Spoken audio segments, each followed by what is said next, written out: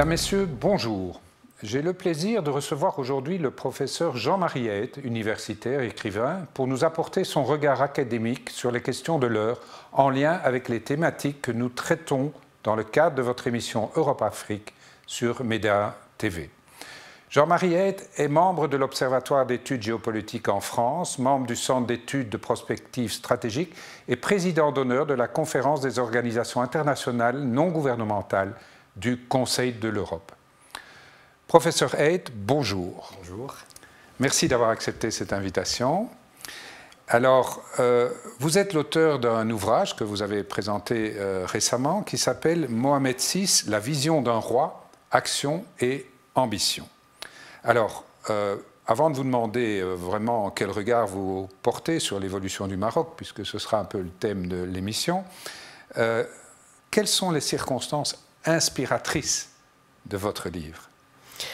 Alors je crois que effectivement tout pourrait surprendre par rapport à mon cursus et ses activités, et pourtant il y a un lien étroit puisque, comme vous l'avez dit, j'ai eu la responsabilité de différentes présidences ces dernières années, parmi lesquelles la présidence du Centre Nord-Sud. Le Centre Nord-Sud est un traité partiel du Conseil de l'Europe qui réunit un petit nombre, 23 États membres quand même, et ces 23 États membres ont une activité sur l'ensemble du périmètre méditerranéen. Et la particularité, c'est que ce centre Nord-Sud est ouvert aux pays méditerranéens du continent africain. Ce qui fait que en tant que président, je me suis beaucoup plus intéressé sur la partie géographique qui était l'ensemble du pourtour méditerranéen et qui ont inspiré les bases de vouloir se dire en 20 ans de règne au Maroc, que s'est-il passé? Y a-t-il des choses à souligner en tant que regard extérieur, puisque je n'habite ni au Maroc et je n'y suis pas né, et j'en suis évidemment très, très proche en pensée, mais néanmoins suisse. Et finalement, alors dans cette démarche d'écriture, est-ce que vous étiez plus comme un observateur, un touriste, un académicien Alors, un touriste au terme littéraire peut-être du terme, mais pas un touriste en termes de villégiature. Je veux dire que, comme j'ai pu le dire à plusieurs occasions, avant cela, je n'avais pas eu l'occasion de prendre le temps d'aller en vacances au Maroc, par exemple. Donc, ce qui fait que j'ai pris en compte tout ce que j'ai pu trouver sur les réalisations. J'ai été vérifié et croiser les informations pour être sûr de ne prendre et de n'écrire que des informations dont j'avais la certitude pour avoir le maximum d'objectivité que l'on peut avoir dans un cas comme cela. Et donc je l'ai croisé avec une pratique que forcément on a lorsque on manie et l'enseignement et la recherche au niveau académique, et donc c'est un peu un croisement de cela. Alors dans cet ouvrage, vous faites une comparaison a priori improbable entre le Maroc et la Suisse. Est-ce qu'ils sont vraiment comparables? Et si oui, à quel niveau? Alors, évidemment incomparables, puisque lorsque on dresse un tableau purement arbitraire, qu'il s'agisse de nombre de populations, de superficie, etc., rien n'est comparable. Pourtant, lorsque j'avais envie de me dire, il doit bien y avoir quelque chose que je percevais, mais que je ne pouvais pas décrypter à ce moment-là, dans la démarche. Et en sachant aussi que ces deux zones géographiques, avec l'histoire, ont évolué différemment à des temps bien différents. Puisque vous savez qu'en Suisse, le principe du Suisse souverain, citoyen souverain, remonte à plus de 700 ans dans le fait que les princes allemands et la famille des Habsbourg ont libéré et confié, j'ai envie de dire, la destinée de la population. Ça a généré à ce moment-là une forte envie de prendre en compte, de prendre en considération son territoire et en faire quelque chose ensemble. Et lorsque je le compare à la démarche que j'ai pu observer à travers les positions, à travers les écrits de Sa Majesté le Roi, il y a cette volonté d'unité nationale, de travailler sur l'unité nationale et de construire quelque chose pour s'approprier. Alors, c'est dans un rythme, je le rappelle, différent, mais c'est avec des finalités qui me semblaient proches. Donc ça, c'était un élément qui fait qu'on regarde, on a une vision du monde, la fameuse Weltanschauung des philosophes allemands, qui est différente que ce qu'on peut trouver, que ce soit en France, en Belgique ou dans d'autres régions, on va dire francophones pour simplifier la chose, mais voilà. Une grande différence pourtant, ou même quasi une opposition, c'est que la Suisse n'a jamais adhéré à l'Union européenne, alors que précisément maintenant, sous la houlette de Sa Majesté au Maroc, il a réintégré l'Union africaine. Tout à fait. Alors ça, effectivement, c'est une différence dans la démarche, mais je pense qu'il a été aussi cultivé par l'histoire de la Suisse. Cette indépendance qu'elle a voulu et qu'elle a pu se permettre à ce moment-là de l'histoire. On ne sait pas si à terme, elle pourra toujours se permettre ce luxe, mais en tout cas, elle peut encore se le permettre aujourd'hui, même s'il y a énormément d'accords bilatéraux qui existent. Dans le cas du Maroc, je pense qu'il s'agisse du rapprochement voulu par Sa Majesté et déjà antérieurement par feu son père, de se rapprocher de l'Union européenne et par Sa Majesté réintégrer l'Union africaine aujourd'hui, s'inscrit aussi dans cette évolution typiquement marocaine, qui n'était peut-être pas envisageable il y a quelques années ou l'année précédente où le Maroc était et n'était plus dans l'Union africaine. Aujourd'hui, le retour est un retour qui s'inscrit pleinement dans une démarche ascensionnelle et qui est compréhensible. Donc, en fait, effectivement, là, on observe deux attitudes différentes, mais liées encore une fois à des situations qui sont propres. Mais ce n'est pas tellement cela qui construit l'esprit suisse ou l'esprit marocain, c'est ce qu'il y a derrière dans la volonté de permettre à une unité d'un peuple de se retrouver, d'avoir des points communs convergents que l'on ne retrouve pas forcément dans d'autres populations, d'autres pays européens. Puisque vous êtes suisse et que vous parliez d'accords bilatéraux, dites-moi un peu si la Suisse a beaucoup d'accords bilatéraux avec de nombreux pays d'Afrique. Est-ce que par rapport à d'autres pays comme l'Angleterre, la France ou même la Belgique, est-ce qu'il y en a plus, il y en a moins? Alors, quantitativement, je ne m'aventurerai pas dans un chiffrage dont je ne suis pas certain de ne pas tromper, mais ce qui est certain, c'est que dans la démarche suisse, ce sont des accords qui sont passés de soutien et d'accompagnement, qui n'ont pas tout à fait la même envergure qu'un accord classique bilatéral, parce que vous n'êtes pas sans ignorer que les accords bilatéraux qui sont passés par bon nombre de pays, pas seulement européens, mondiaux, ont toujours des contreparties.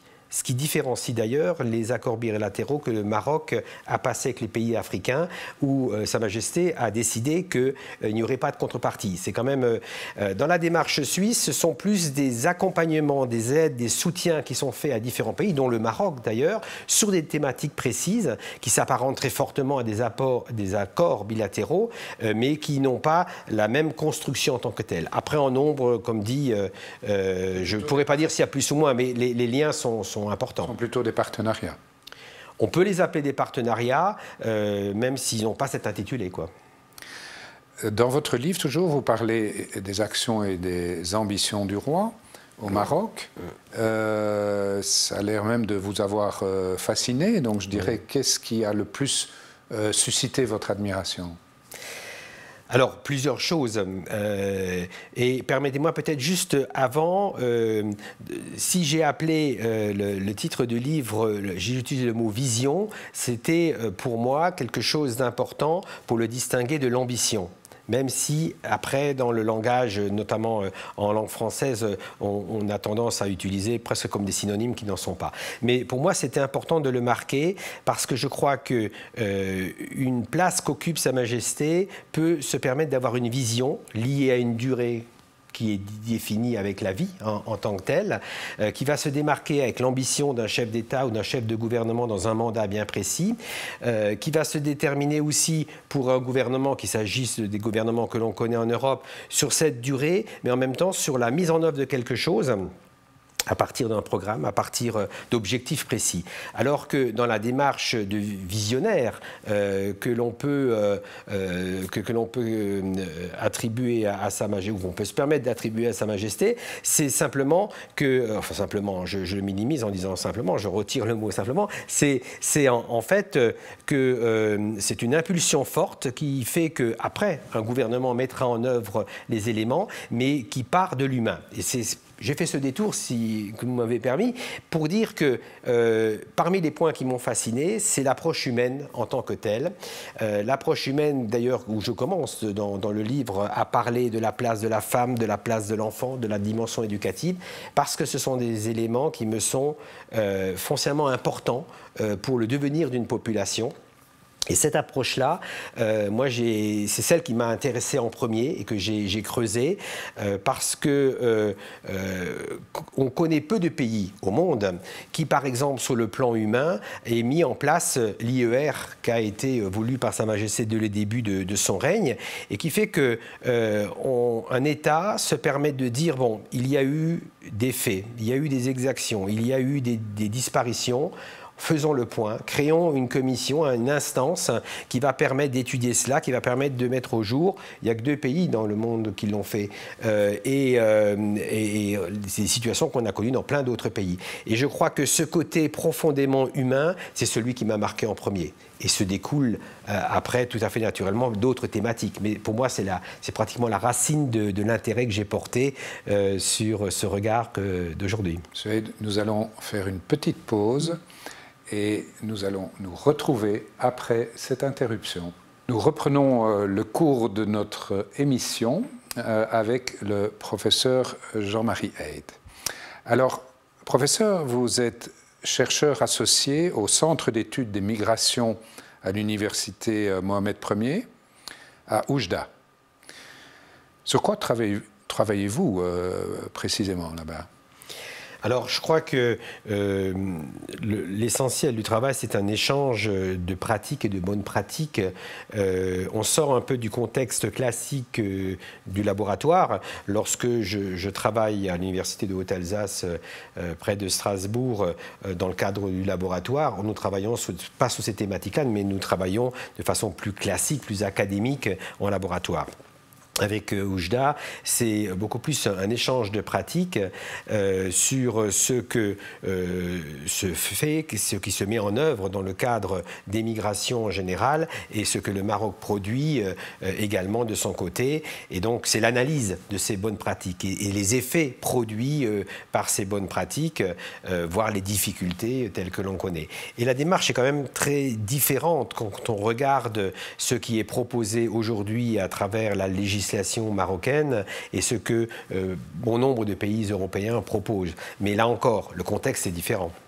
Et la politique de migration du Maroc a été saluée par les Nations Unies. C'est qu'elle est quand même assez exemplaire. Tout à fait, vous avez raison. Les Nations Unies n'ont pas manqué de souligner, encore une fois, comme je disais tout à l'heure, ce côté humain de la migration qui se démarque profondément de ce côté quantitatif et qui génère les peurs que l'on connaît en Europe, où en fait la migration est pensée dans un programme politique souvent de minimisation, voire de défense en tant que tel, alors que la conception même du travail qui est mis en place dans le cadre des migrations au Maroc, avec l'ensemble des pays d'où viennent les migrants du continent africain, est une démarche où la prise en compte de l'humain est essentielle. Et on le reçoit dans, par exemple, la question des études, la question du travail, où tout est fait pour que celui qui vient puisse trouver place et s'intégrer dans la société en tant que telle. Donc là, on a une démarche qui n'est pas opposée, mais qui est fondamentalement différente. En tant que sociopédagogue, vous dites que le Maroc a tellement progressé et s'est métamorphosé au point que finalement, il pourrait apporter son expérience à l'Europe. Alors, dans quel domaine?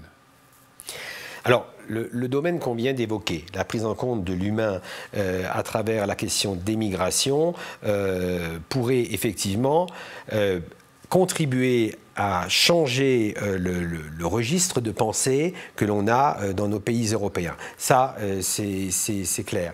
Après, je pense que dans la façon d'appréhender le devenir immédiat, aujourd'hui, vous parlez d'Hexagone tout à l'heure, la question des retraites est au cœur des débats, mais en fait, au-delà de la question de la retraite, c'est la question de l'évolution des tranches d'âge de la population, bien au-delà. Intergénérationnel.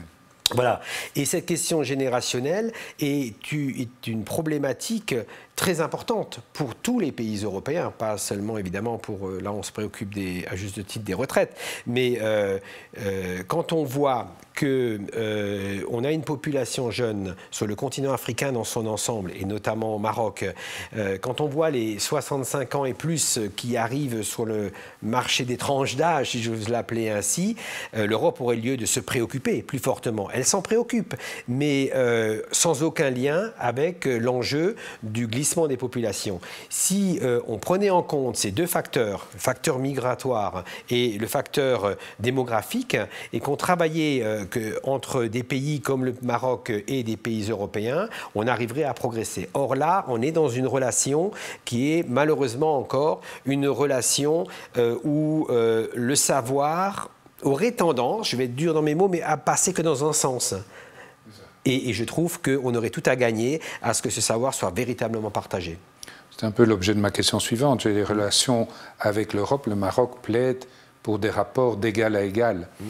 Et d'ailleurs, le dernier conseil d'association entre les deux parties a consacré dans les textes cette orientation. Alors, comment concevez-vous une meilleure relation entre l'Union européenne et le Maroc? Alors, je crois que beaucoup de pas ont été faits, mais ils ne sont pas forcément visibles. Si je ne prends que les avancées en dehors des plus visibles, ceux de l'Union européenne, qui se produisent dans les 47 États membres du Conseil de l'Europe, l'avancée a commencé très tôt. En 2011, lorsque l'Assemblée parlementaire du Conseil de l'Europe a invité les parlementaires marocains à venir et à siéger comme partenaires de l'Assemblée parlementaire, c'était un pas considérable qui ne s'est pas entendu dans les médias, mais qui a permis qu'au niveau législation se mette en place une relation de travail, une relation de connaissance véritablement constructive et qui a permis à ce que le Maroc ait modifié sa législation telle qu'elle l'a fait jusqu'à aujourd'hui. Mais en même temps, a permis aussi aux parlementaires des pays membres, des États membres du Conseil de l'Europe, d'avoir un autre regard sur le Maroc qui n'est plus simplement un pays de villégiature ou de bonheur par son soleil, ses plages et tout ce que l'on connaît, mais un pays où on a enclenché un processus positif, ascensionnel, qui fait qu'on arrive maintenant à construire ensemble. Donc, je prends cet exemple du Conseil de l'Europe. On va retrouver sur de nombreuses thématiques, et ce n'est pas pour rien qu'à l'époque d'un précédent président français, le Maroc a eu ce rapprochement plus significatif avec l'Union européenne, parce qu'on a pris en compte ces éléments. Donc, le processus est en marche, sans aucune mesure avec d'autres intitulés, mais il est véritablement en mesure d'aller plus loin, mais je pense qu'il faut passer à la vitesse supérieure. On a un beau véhicule qui a un moteur sous le capot, mais pour lequel on ne donne pas les démultiplications correctes de la boîte de vitesse pour aller. Je ne suis pas mécanicien, mais c'est une image qui, moi, me parle beaucoup, quoi. Donc, voilà. Alors, si vous permettez, parce que en termes d'exemple, je prends l'exemple, alors c'est peut-être une question que vous vouliez me poser, mais en matière d'environnement. En matière d'environnement, l'exemple solaire du Maroc et le développement tel que je le décris dans le livre est quelque chose dont l'Europe pourrait s'inspirer largement, au-delà des débats politiques. Donc c'est un des exemples parmi d'autres qui sortent de l'humain, mais qui reviennent à l'humain pour finir, et qui permettent de dire que toutes ces infrastructures nouvelles qui existent, ce sont autant d'exemples pour dire c'est possible. Quel pays européen peut prétendre aujourd'hui développer quelque chose d'analogue à Tangemed, par exemple, aussi grand qu'est Tangemed, en si peu de temps, il faut oser le faire. Le Maroc a osé. Ça signifie bien qu'il est passé à une vitesse supérieure, mais il faut que tous les pays, d'un commun accord, européens et marocains, passent ensemble à cette vitesse. Est-ce que vous ne pensez pas que le Maroc va finalement, dans les faits, plutôt faire école, en fonction de toutes ses capacités de développement, vers plutôt les autres pays d'Afrique et via une coopération sud-sud? Je pense que oui, et c'est pour ça que j'utilise assez souvent la notion de pont, parce que je pense que c'est une place privilégiée qu'a le Maroc d'être véritablement un pont entre les pays du continent africain, donc vers le sud, son regard sud, et avec les pays européens, son regard nord. Et cette articulation entre le nord et le sud me paraît représenter une richesse à la portée de main du Maroc qui l'utilise aussi, mais en répercussion aussi bien au nord et au sud. Donc faire école, oui, très certainement. Oui. Alors il y a un aspect qui est intéressant à relever aussi dans les relations avec l'Afrique, c'est la dimension religieuse. Le Maroc entretient des relations spirituelles et forme d'ailleurs aussi des imams à un islam modéré. Sa Majesté le Roi a d'ailleurs créé une fondation des oulémas africains. Quel est le rôle du volet spirituel dans la stabilité et la sécurité dans le continent africain? Alors, moi, je crois que c'est un élément très important que vous évoquez, parce qu'il est vrai que sa position privilégiée, si j'ose dire, de commandeur des croyants, est une position qui lui permet d'avoir une position, un propos et encore une fois une vision sur une évolution que peut avoir une religion, ce que d'autres ne peuvent pas forcément mettre de la même manière ou seraient combattus dans d'autres pays sur des idées pas forcément acceptées. Sa Majesté a ce bonheur de pouvoir le faire, et il le fait. Le fait d'avoir des prédicatrices aujourd'hui, donc la déclinaison féminin, pas beaucoup de pays peuvent le faire. Il a pu le mettre en place. J'en parlais tout à l'heure par rapport à l'humain. La place de la femme au Maroc a pu évoluer aussi grâce à cette position, tenant compte de la religion malgré tout. Donc il a cette possibilité d'articuler cette importante dimension cultuelle qu'a le Maroc, de l'imposer à l'intérieur, mais aussi de le faire rayonner à l'extérieur, notamment dans le monde musulman, mais pas que. Et je crois que ça, c'est un atout, y compris dans l'Union africaine, très important, parce que ça dessine aussi l'avenir. On parle d'éducation, mais ça fait partie, c'est un des volets éducatifs qui fait qu'on peut imprégner auprès des populations et dans leur évolution une perspective qui intègre les éléments qui sont importants pour l'individu en tant que tel, qu'il soit plus ou moins croyant, peu importe. Je veux dire, ça s'intègre, ce côté cultuel s'intègre dans le culturel. Et le roi a cette chance. Ce sera la conclusion de votre intervention. Je vous remercie en tout cas d'avoir accepté notre invitation. Professeur Eid, chers téléspectateurs, pour ma part, je serai vraiment ravi de vous retrouver dans une semaine pour une prochaine émission Europe-Afrique sur Medi 1 TV.